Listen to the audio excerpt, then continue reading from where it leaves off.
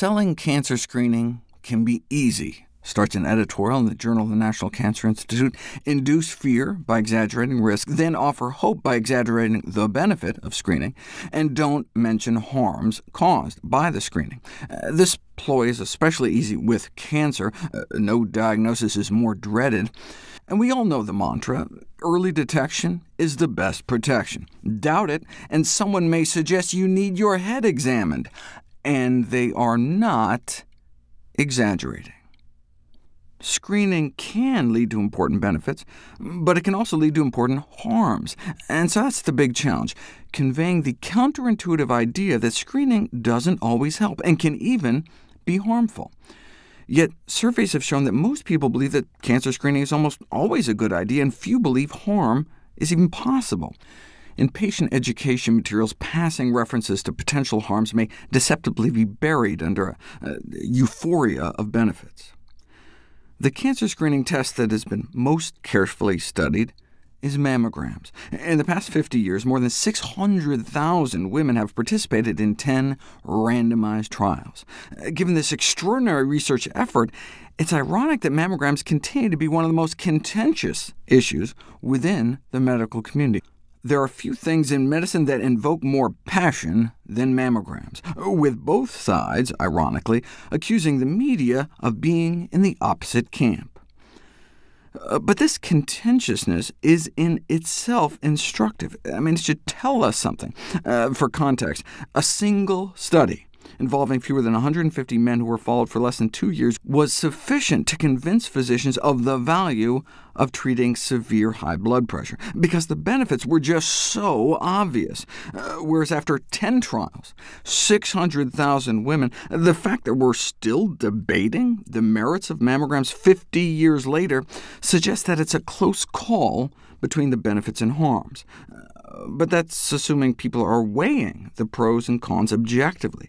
It may be worse than that, given the multi-billion-dollar industries involved, from the mammogram machine manufacturers to the radiologists that read them.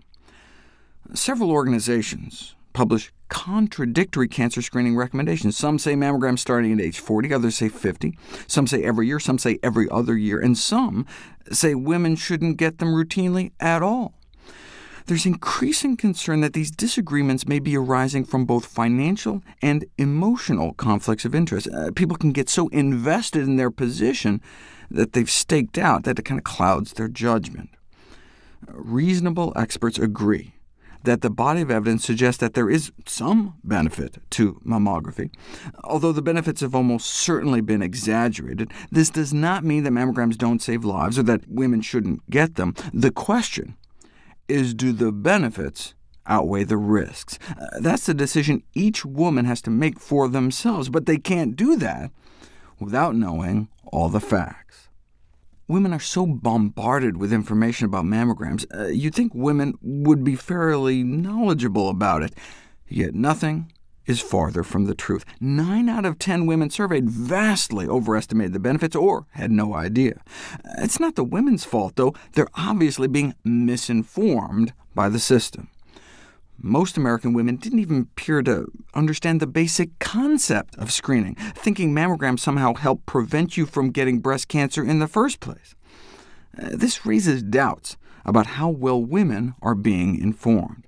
It sounds like women are just being told what they should do, but without being given the facts necessary to make informed decisions.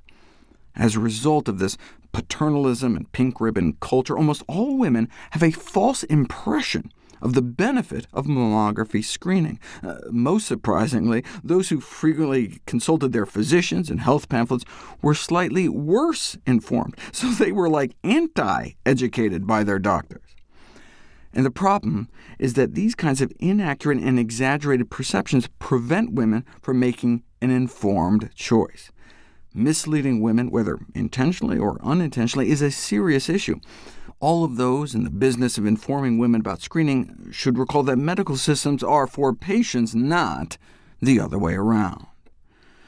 We should not just blindly be selling screening. We should be giving people the numbers they need to decide for themselves. That's why I created this video series. The question of whether screening mammography does more harm than good has the potential to shake up the state of our medical knowledge, alter our views of ethical medical practice. The stakes are high in this discourse because women's lives hang in the balance.